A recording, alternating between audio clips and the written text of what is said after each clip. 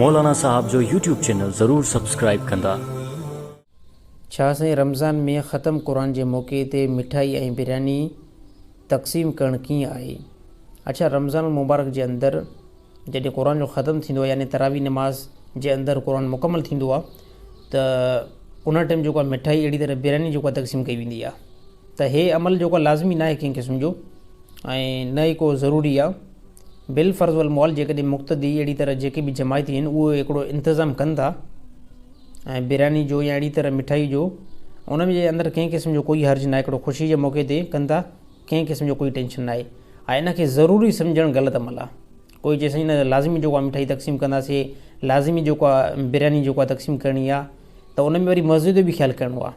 बाज़ औक़ात ईअं थींदो आहे त ख़त्म क़ुरान जी राति मस्जिदूं जे अंदरि तमामु वॾी बिरयानी जो विराई वेंदी आहे या अहिड़ी तरह मिठाई विराई वेंदी आहे त पूरी मस्जिद जो तक़दुस जो पामाल थींदो आहे। हिन मस्जिद में कंहिं क़िस्म जी काई सफ़ाई छॾींदा ई न आहिनि। हुते बिरयानी पई आहे, हुते जो कुझु सामान पियो आहे हुते, त छा आहे मस्जिद जो तक़दुस जो बि ख़्यालु करिणो आहे। त हे मिठाई या अहिड़ी तरह बिरयानी रमज़ान में क़ुरान ख़त्म जे मौक़े ते यानी तरावी में जेको ख़त्म थिए थो त लाज़मी कंहिं क़िस्म जो न आहे।